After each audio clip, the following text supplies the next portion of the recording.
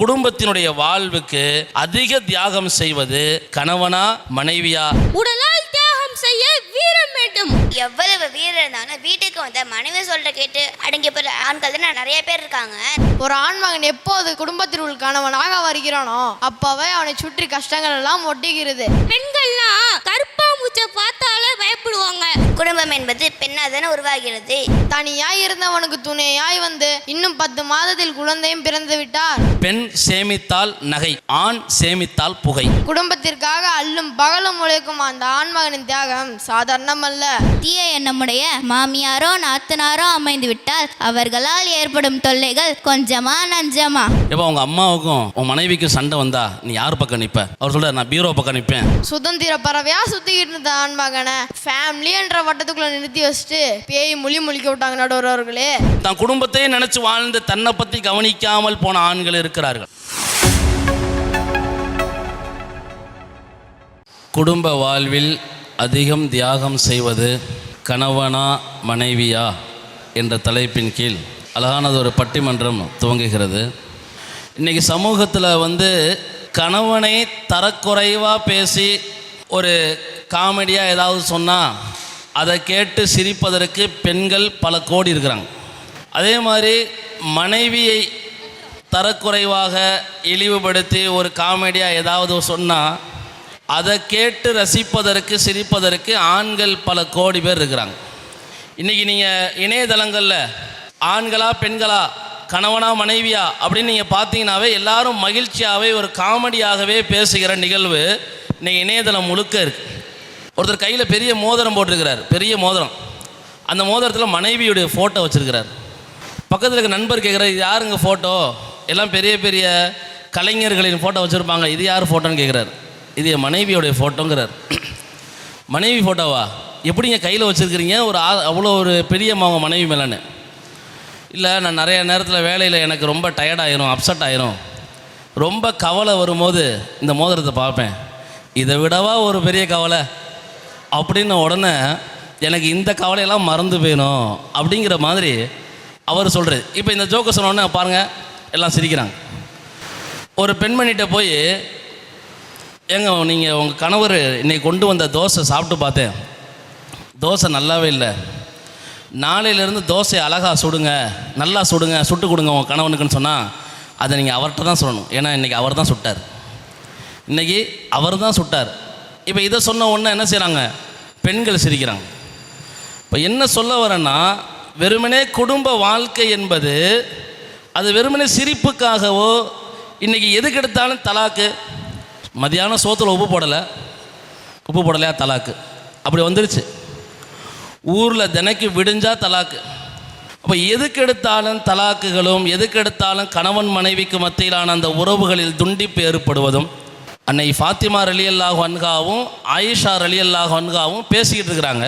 அப்போ ஃபாத்திமா ரலியல்லாஹு அன்ஹா சொல்கிறாங்க, நபி ஸல்லல்லாஹு மகள், அவங்க சொல்கிறாங்க, நாளைக்கு மறுமையில் அல்லாஹு தாலா எல்லாத்தையும் கூப்பிடும்போது அவங்களுடைய தந்தையோட பேரை சொல்லி தான் கூப்பிடுவான்.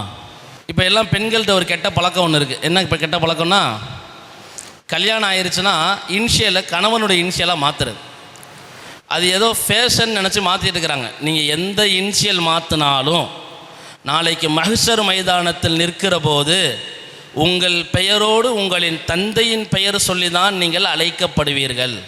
நீங்கள் எத்தனை இனிஷியல் வேணால் போட்டுக்கலாம், ஆனால் கணவனின் பெயரை சொல்லி அழைக்கப்பட மாட்டீங்க, தந்தையின் பெயர் சொல்லி தான் அழைக்கப்படுவீங்க. அப்போது ஃபாத்திமா நாயகி சொல்கிறாங்க, நாளைக்கு மஹ்ஷர் மைதானத்தில் நாங்கள் எல்லோரும் நிற்கும் போது அல்லாஹு தஆலா என்னை கூப்பிடும் போது ஃபாத்திமா பின்து முஹம்மத் ஸல்லல்லாஹு அலைஹி வஸல்லம்னு சொல்லி கூப்பிடுவான்.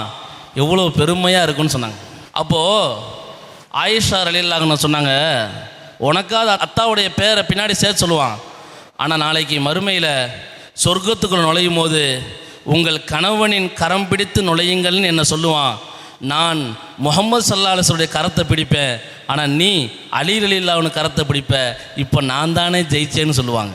சொர்க்கம் வரை ஒரு குடும்ப உறவு, சொர்க்கம் வரை பயணிக்கிற மிக நீண்ட உறவு.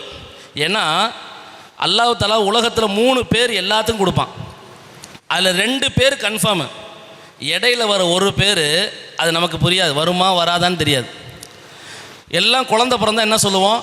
குழந்தை பிறந்துருச்சா, குழந்தை எப்படி இருக்குது, குழந்தை நல்லா இருக்கா, அது ஆம்பளை பிள்ளையோ பொம்பளை பிள்ளையோ, குழந்தைங்கிற பேர் இங்கே இருக்கிற எல்லாத்துக்கும் வந்திருக்கும். எனக்கும் சொன்னாங்க, நம்ப மாட்டீங்கன்னு நினைக்கிறேன், எனக்கும் சொன்னாங்க குழந்தை அப்படின்னாங்க. அதே மாதிரி மௌத்தானதுக்கு பின்னாடி என்ன சொல்லுவாங்க? ஜனாசா வந்துருச்சா, ஜனாசா எப்போ அடக்கம் பண்ண போகிறாங்க, அப்துல் காதரை எப்போ அடக்கம் பண்ண போகிறாங்க கேட்க போகிறாங்களா? கேட்க மாட்டாங்க. அப்போது ஜனாசாங்கிற பேர் எல்லாத்துக்கும் வந்துடும், குழந்தைங்கிற பேர் எல்லாத்துக்கும் வந்துடும். ஆனால் இடையில் ஒன்று கிடைக்கும், ரொம்ப இன்பமானது. மாப்பிள்ளை அப்படின்னு சொல்லுவாங்க, பொண்ணு அப்படின்னு சொல்லுவாங்க. மாப்பிள்ளை ரெடி ஆகிட்டாரா அப்படின்னு கேட்பாங்க. அப்துல்லா ரெடி ஆகிட்டாரான்னு கேட்க மாட்டாங்க. கல்யாண முகத்தில் வந்து மாப்பிள்ளை ரெடி ஆகிட்டாரான்னு கேட்பாங்க, பொண்ணு ரெடி ஆகிடுச்சான்னு கேட்பாங்க, பொண்ணு மாப்பிள்ளை சாப்பிட்டாங்களான்னு கேட்பாங்க, பொண்ணு மாப்பிள்ளையை அழைச்சாச்சான்னு கேட்பாங்க. பேரை சொல்லி கேட்கவே மாட்டாங்க. ஆனால் இந்த பேர் இருக்கு, இது அல்லாஹ் நாடுறவங்களுக்கு தான் நசீபாகும். அப்படி தானே? பிறக்கிறது எல்லாரும் பிறந்துருவோம், மௌத்தாவும் ஜனாசான்னு கூப்பிட்டுருவாங்க, பிறக்கும்போது குழந்தைன்னு கூப்பிட்டுருவாங்க. ஆனால் இடையில நிக்கா நடக்குமா நடக்காதா? அந்த மிகப்பெரிய பந்தம், உறவு, குடும்ப உறவு, அதுதான் ரொம்ப எல்லாத்துக்கும் கிடைக்கணும். அந்த வாழ்க்கையை வாழணும். அதில் ரசூலுல்லாஹி ஸல்லல்லாஹு அலைஹி வஸல்லம் எப்படி வாழ்ந்து காட்டின முறை பிரகாரம் வாழணும். அப்படி ஒரு குடும்ப வாழ்வு மிக முக்கியமானது. சரி, இப்போ குடும்ப வாழ்வில் ஏன் இவங்க பேசுகிறாங்க கணவனா மனைவி அப்படின்னு சொன்னால், ஏன்னா சில பிள்ளைங்க காலையில் எந்திரிக்கும் போது அத்தா தூங்கிட்டு இருப்பார். அடுத்த ஸ்கூலுக்கெல்லாம் போயிட்டு திருப்பி சாயந்தரம் வந்துடுவாங்க, அத்தா வீட்டில் இருக்க மாட்டார். திருப்பி நைட்டு தூங்குவாங்க, அத்தா அதுக்கப்புறம் லேட்டாக வந்து அவர் தூங்குவார். கடைசி வரைக்கும் அத்தாவை முழிச்சே பார்த்துருக்க மாட்டான், தூங்குற மாதிரியே தான் பார்த்துருப்பான் அத்தாவை. அப்போது வீட்டில் பார்த்தா அம்மா பார்த்தா சுறுசுறுப்பாக என்ன பண்ணுவாங்க, சமையல் பண்ணிக்கிட்டு இருப்பாங்க, சாப்பாடு பண்ணி துணி துவைச்சிக்கிட்டு இருப்பாங்க, ஸ்கூலுக்கு கிளப்பி விடுவாங்க, எல்லாம் பண்ணிகிட்டு இருப்பாங்க. ஆனால் அத்தா தூங்கிட்டு இருப்பார். அப்போ இவன் நினைக்கிறான், நம்ம வீட்டில் அத்தாவுடைய உழைப்பு கம்மி தான், அம்மா தான் நல்லா உழைக்கிறாங்க. ஏன்னா நிறைய பேர்த்துக்கு கொரோனாவில் அந்த அனுபவம் இருக்கும். எல்லா ஆண்களும் வீட்டுக்கு வந்துட்டாங்க, யாரும் வெளியில் வேலைக்கெல்லாம் போக முடியலை. ஆனால் வீட்டில் பம்பரமாக சுற்றி கொண்டிருந்தவர்கள், எல்லா காலத்தை விட அந்த நேரத்தில் கொரோனாவில் மிகப்பெரிய உழைப்பில் ஈடுபட்டவர்கள் தாய்மார்கள், பெண்கள், குடும்பத்தினுடைய ஒவ்வொரு அங்கம் வகிக்கிற பெண்களும் ரொம்ப பாடுபட்டாங்க. அப்போ அதனால் பெண்கள் பிள்ளைங்க பார்ப்பாங்க, அப்போ அம்மா தான் ரொம்ப தியாகம் பண்ணுறாங்க அப்படின்னு விளங்குவாங்க.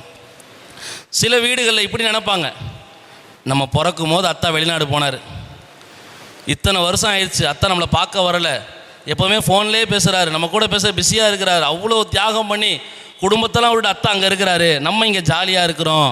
அப்போது அம்மா நம்ம கூட உட்காந்துருக்குறாங்க, இங்கே நம்ம கூட சேர்ந்து சினிமா பார்க்குறாங்க, டிவி பார்க்குறாங்க, நம்ம கூட சேர்ந்து மொபைல் பார்க்குறாங்க, நம்ம கூட சேர்ந்து தொழுகிறாங்க, நம்ம கூட சேர்ந்து வெளியில் வர்றாங்க, ஸ்கூலுக்கு வராங்க, எல்லாம் பண்ணுறாங்க. ஆனால் அத்தா நமக்காண்டி அங்கே தூரத்தில் கஷ்டப்படுறாரு, அதனால் அத்தா ரொம்ப தியாகம் பண்ணுறாருன்னு சில பிள்ளைங்க விளங்குவாங்க. அப்போ இவங்க ரெண்டு பேரும் எப்படி விளங்குறாங்கன்னா, அத்தா நம்ம வீட்டில் ரொம்ப தியாகம் பண்ணுறாங்களா, அம்மா தியாகம் பண்ணுறாங்களா? அப்போ ஒரு குடும்பத்தினுடைய வாழ்வுக்கு அதிக தியாகம் செய்வது கணவனா மனைவியா என்ற தலைப்பின் கீழ் தான் இந்த பட்டிமன்றம் துவங்குகிறது. தியாகத்திற்கே சொந்தமான நடுவர் அவர்களே, தியாகம் என்றால் அர்ப்பணிக்குதல் என்று பொருள். அர்ப்பணிக்குதல் என்பது ஆண் இனத்திற்கே சொந்தமானது. இன்னும் தெளிவாக சொன்னால், உடலால் தியாகம் செய்ய வீரம் வேண்டும்.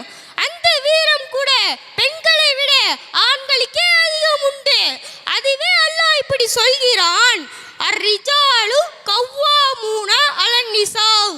பெண்களை ஆண்களே நிர்வகிக்க கூடியவர்கள். எதிரணி தலைவியே, இந்த ஆதாரத்தை கேளுங்கள். வீட்டில் பெண்கள்லாம் கருப்பாம்பூச்சை பார்த்தாலே பயப்படுவாங்க. அடுத்து எதற்காக பெண்களை நபியாக அனுப்பவில்லை தெரியுமா? ஏனென்றால் ஆண்களால் தான் தியாகம் செய்ய முடியும், ஆண்களால் தான் சகித்து கொள்ள முடியும், ஆண்களால் தான் பொறுமை காக்க முடியும். சொல்லாலும் செயலாலும் ஏற்படும் இன்னல்களே தாங்கும் சக்தி ஆண்களுக்கே உரியது. அதனால் தான் அல்லாஹ் நுபுவத் என்னும் அற்புத சுமையை ஆண்களிடம் கொடுத்தான். எனவே குடும்ப வாழ்வில் அதிகம் தியாகம் செய்வது ஆண்களே என்று கூறி உங்களிடம் இருந்து விடைபெறுகிறேன். அஸ்ஸலாமு அலைக்கும் வரஹ்மத்துல்லாஹி தஆலா வபரகாத்துஹு. அல்ஹம்துலில்லாஹ்.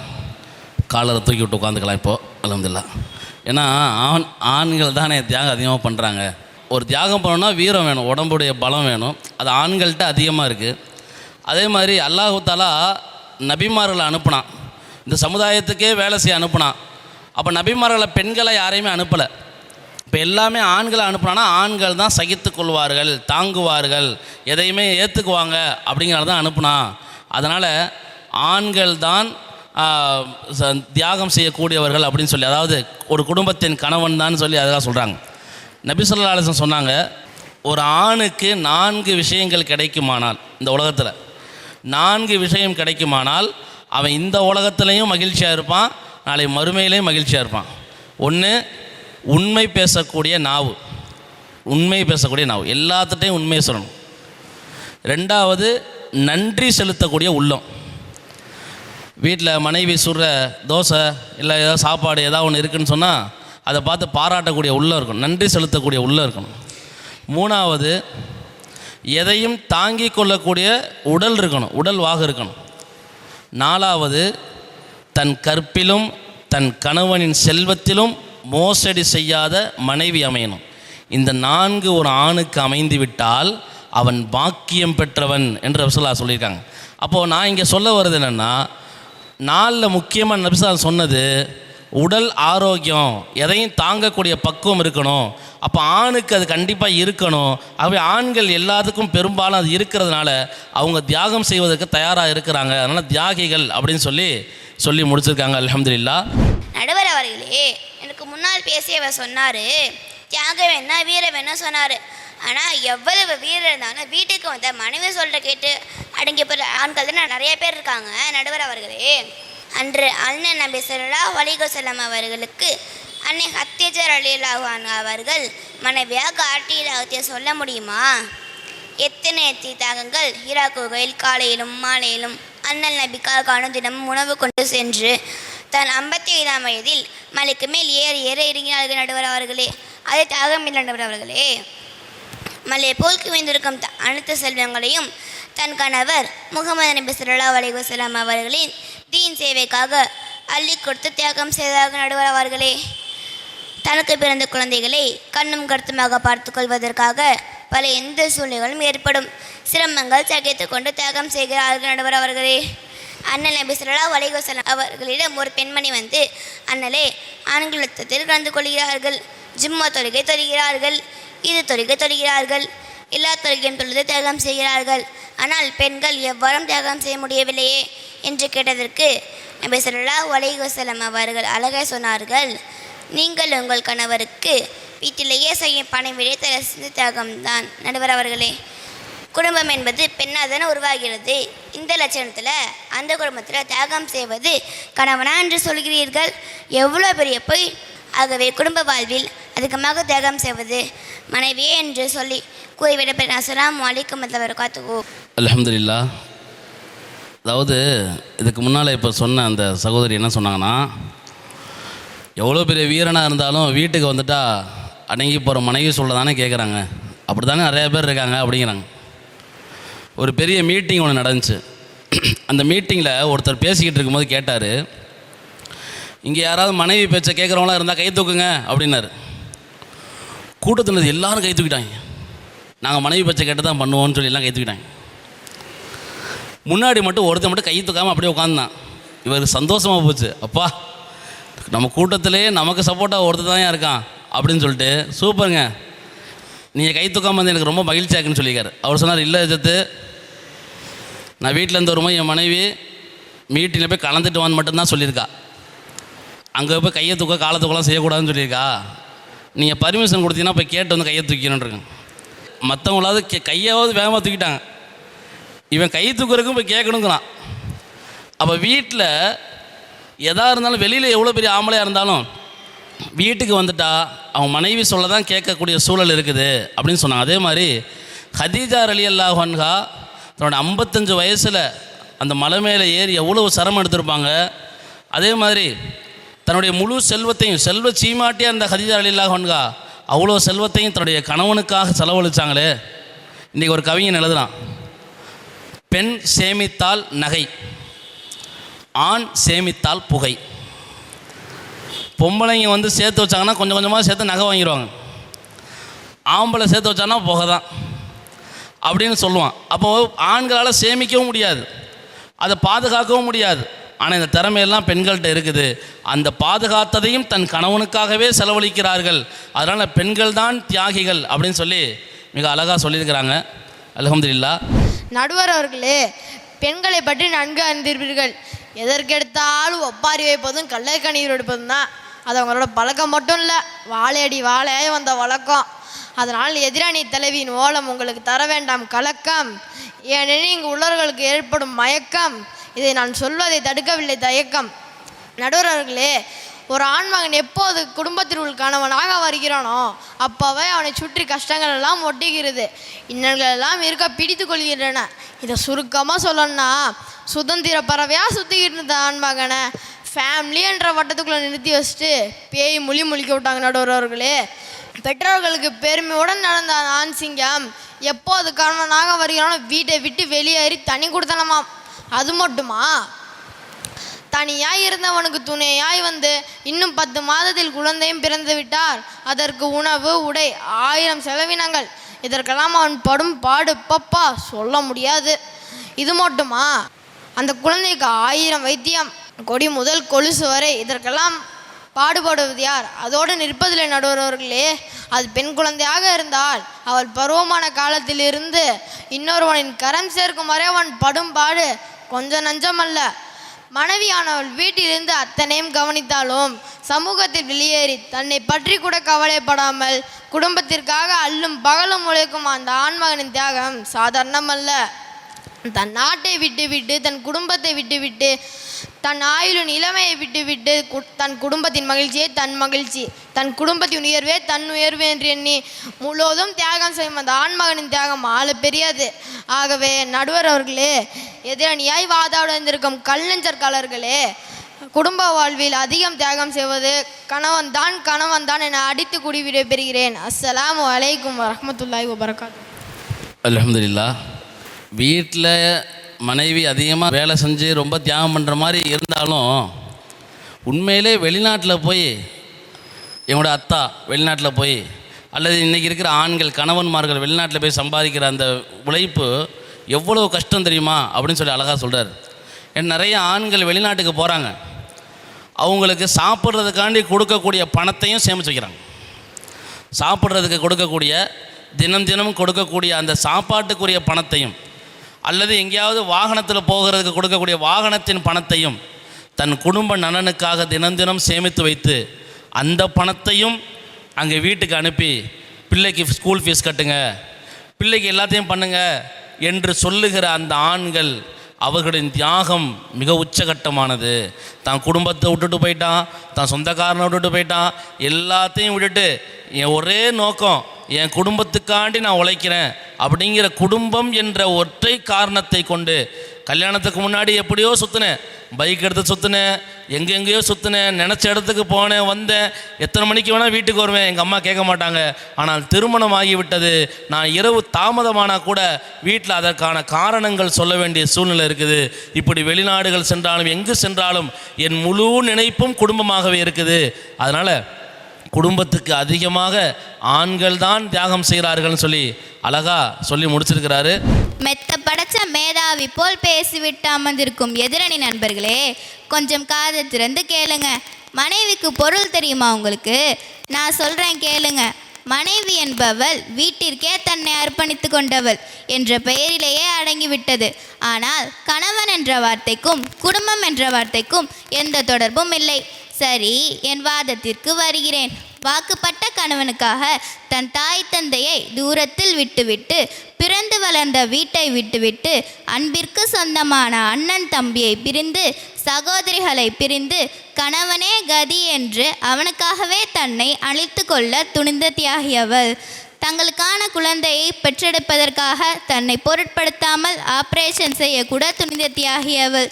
விரும்பியதை ஒதுக்கி வெறுத்ததை எடுத்து மரண வேதனையோடு போராடி பெற்றெடுத்த குழந்தையை இரவிலும் பகலிலும் கருத்தோடு பாதுகாத்து கணவனின் மனம் நோகாமல் தன் தூக்கத்தையும் மன அமைதியும் இழக்கும் அவள் தியாகி. வெளியில் சென்று வரும் கணவனின் மனதை காயப்படுத்தக்கூடாது என்றெனில் கணவனின் வீட்டில் தனக்கு ஏற்படும் சிரமங்களையும் துயரங்களையும் மனதில் அடக்கி வைத்து கணவனை மகிழ்விக்கும் அவள் தியாகி. அது மட்டுமா, தீய எண்ணமுடைய மாமியாரோ நாத்தனாரோ அமைந்து விட்டால் அவர்களால் ஏற்படும் தொல்லைகள் கொஞ்சமா நஞ்சமா அத்தனையும் சகிக்கும் அவளே தியாகி. சுருக்கச் சொன்னால் ஒன்றின் தியாகம் அது நம்மை விட்டு பிரிந்த பின்புதான் தெரியும். அதுபோல் ஒரு தந்தை நினைப்பு பிள்ளைகளை பெரிதும் பாதிக்காது.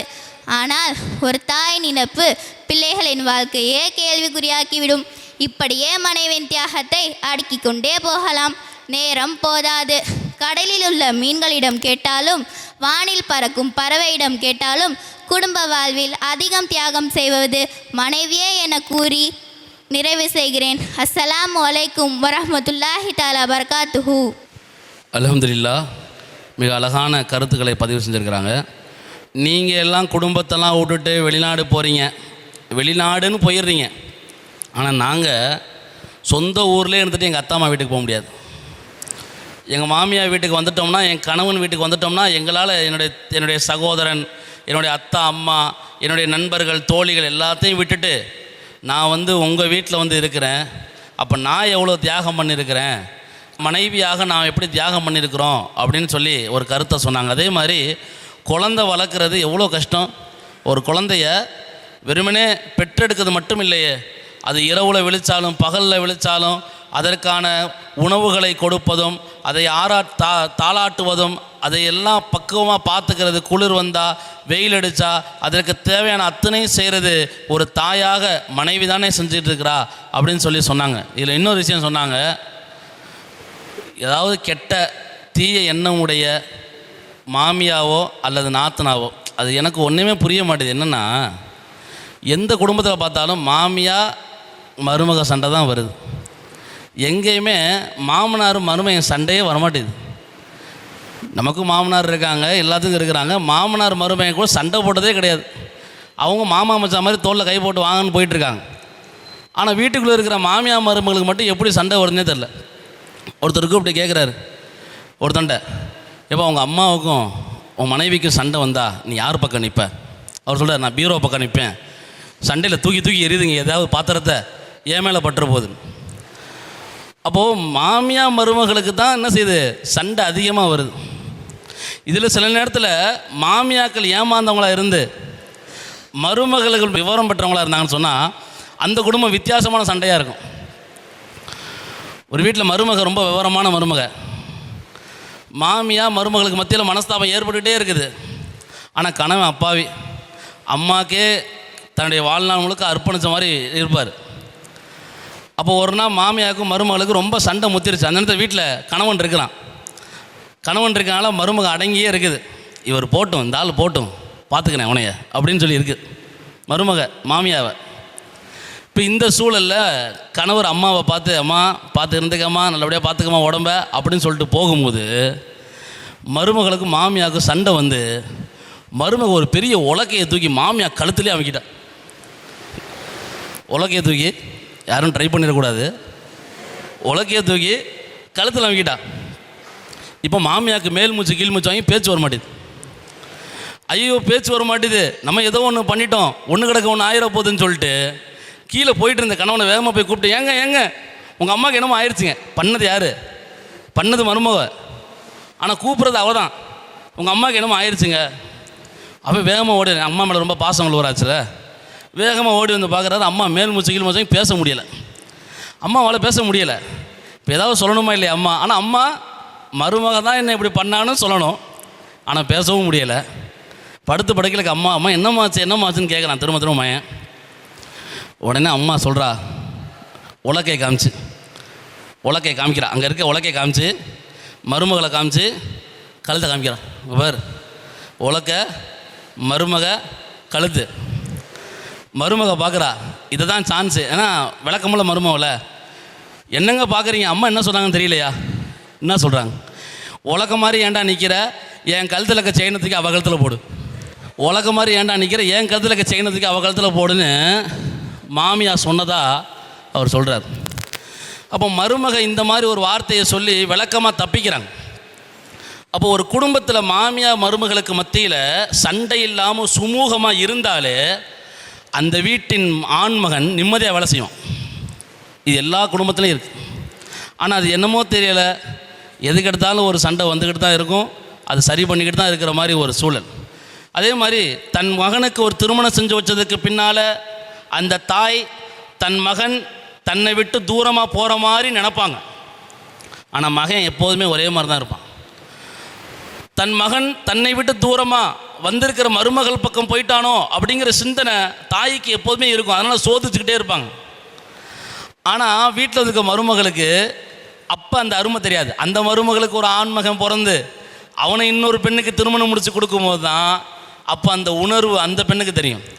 அப்போ அந்த அம்மாவாக தான் மகனை பாதுகாக்கணும், கல்யாணமும் பண்ணி வைக்கணும், அதே நேரத்தில் பாதுகாக்கவும் செய்யணும் அப்படின்னு இவங்க போராடுற அந்த போராட்டமும், தன் கட்டிய கணவருக்கு கட்டுப்பட்டு நடக்கணும், அவரிடத்தில் நல்ல பெயர் எடுக்கணும் அப்படிங்கிற விதத்தில் அவங்க போராடுற அந்த போராட்டத்துக்கும் இந்த ரெண்டு பேர்த்துக்கும் மத்தியில் என்ன செய்யறதுன்னே தெரியாமல் முழிச்சிட்டு இருக்க இந்த கணவனுக்கு மத்தியில் ஒரு குடும்ப வாழ்வுகள் நகர்ந்து கொண்டே போகிறது. இப்போது கணவன் மனைவி அந்த ரெண்டு பேருக்கு மத்தியில் எப்படி இருக்கணும், அவங்களுடைய வாழ்வில் யார் அதிகம் தியாகம் பண்ணுறாங்க அப்படின்னு சொன்னால் நல்லா கவனமாக கேட்கணும். கணவனின் வட்டம் மிக பெரியது. கணவன் 4 விஷயத்தை கவனிக்கணும். உங்கள் வீட்டில் இருக்க ஆண் மக்களுக்கு நீங்கள் சொல்லுங்கள், 4 விஷயங்களை ஒரு ஆண் கவனிச்சே ஆகணும். 1, தன்னை பற்றி கவனிக்கணும். நிறைய பேர் என்ன செய்வாங்கன்னா தன்னை பற்றி சிந்திக்க மாட்டான், வெளிநாடு போவான், குடும்பத்துக்காண்டி உழைப்பான், ஒரு நேரத்தில் நோய்வாய்ப்பட்டு உடல் சரியில்லாமல் போய் அப்புறம் வீட்டில் வந்து படுத்த படுக்கையாக இருக்கக்கூடிய எத்தனையோ ஆண்கள் இன்று இருந்து கொண்டு இருக்கிறார்கள். எத்தனையோ ஆண்கள் உயிரை விட்டவர்கள் இருக்கிறார்கள். சிறு வயதிலிருந்து தன் குடும்பத்தையே நினச்சி வாழ்ந்து தன்னை பற்றி கவனிக்காமல் போன ஆண்கள் இருக்கிறார்கள். தன்னை பற்றி கவனிக்கணும். நம்ம கவனிச்சுக்கிட்டால் தான் நம்ம குடும்பம் நல்லாயிருக்கும். அடுத்து நம்ம குடும்பத்தை பற்றி கவனிக்கணும். நல்லா இருப்பாங்க, ஃப்ரெண்டுங்களோட நல்லா சுற்றுவாங்க, எல்லாம் பண்ணுவாங்க, குடும்பத்துக்கு ஒரு ஃபோன் கூட பண்ண மாட்டாங்க, குடும்பத்தை பற்றி நினச்சி கூட பார்க்க மாட்டாங்க. அந்த மாதிரி ஆண்களும் இருக்கக்கூடாது. 3வது, தன்னுடைய நண்பர்கள் வட்டாரம், தான் வேலை செய்கிற இடத்துல, தான் சார்ந்திருக்கிற இடத்துல தன் நண்பர்கள் வட்டாரத்தை என்ன செய்யணும், கவனமாக பார்க்கணும். ஏன்னா அது ரொம்ப முக்கியம். அவங்கள கவனிக்காமல் குடும்பம் அப்படின்னு ஓடினா அதுவும் நமக்கு பிரச்சனை. 4வது, சமூகத்துக்காக வேண்டி நாம் இருக்கின்ற அந்த பகுதி மக்களுக்கு, நாம் வாழுகிற சமுதாயத்திற்கு நம்மால் என்ன உதவி செய்ய முடியும் அப்படிங்கிற ஒரு சமூகத்தின் அக்கறையும் ஒரு ஆணுக்கு இருக்கணும். 4 விஷயம் ஆணுக்கு இருக்கணும். ஆனால் பெண்ணை பொறுத்த வரைக்கும் குடும்பம் என்ற சிறிய வட்டம்தான். இஸ்லாம் அதைத்தான் போதிக்கிறது. பெண்களை பொறுத்தவரை குடும்பம் என்ற சிறிய வட்டம். அவர்கள் குடும்பத்தை சரி செய்வார்களேயானால் ஒட்டுமொத்த சமுதாயமும் சரியாகும். பெண்களின் பொறுப்பு குடும்பம்தான். எங்கிட்டு திரும்பினாலும் மாமனார், மாமியார், கணவன், தன் பிள்ளைகள், இதற்குள் தங்களின் வாழ்க்கையின் அத்தனையும் இன்பத்தையும் துன்பத்தையும் சுருக்கிக் கொள்கிறவர்கள் பெண்கள். இதில் ஒரு முக்கியமான விஷயத்தை நான் சொல்லி ஆகணும். இந்த தலைப்பு எடுத்ததுக்கு பின்னால் நிறைய ஆண்கள்கிட்ட இதுக்கான தீர்ப்பு கேட்டேன். இந்த மாதிரி ஒரு தலைப்பு கொடுத்துருக்காங்க, அது என்ன தீர்ப்பு அப்படின்னு சொல்லி கேட்டேன். எல்லா ஆண்களும், எனக்கு ரொம்ப ஆச்சரியமாக இருக்குது, எல்லா ஆண்களும் என்னம்மா சொன்னாங்க, இது என்னது, இதெல்லாம் ஒரு ஆச்சரியமா, பெண்பிள்ளைங்க தாங்க, மனைவி தாங்க அதிகம் தியாகம் பண்ணுறாங்க அப்படின்னு சொன்னாங்க. நான் நினைத்து பார்த்தேன் ஆண்களின் பெருந்தன்மையை. அதே கேள்வியை எனக்கு தெரிஞ்ச ஒரு 4 பெண்கள்கிட்ட தான் கேட்டேன். 4 பெண்கள் என்ன சொன்னாங்க தெரியுமா, நாங்கள் குடும்பத்தில் எல்லாத்தையும் பார்ப்போம், இவங்க வருவாங்களா தியாகத்துக்கு, எப்படி அப்படியே ஆண்களை பார்க்குறேன். ஆண்கள்கிட்ட கேட்டேன், நிறைய பேர்த்திட்ட கேட்டேன். எல்லாரும் நேற்று கூட ஒரு சகோதரர்கிட்ட கேட்ட உடனே சொன்னார், இதெல்லாம் ஒரு யோசிக்க வேண்டியதில்லை, பொம்பளைங்க தான் எவ்வளோ கஷ்டப்படுறாங்க பார்க்க தானே செய்கிறோம் அப்படிங்கிறார்.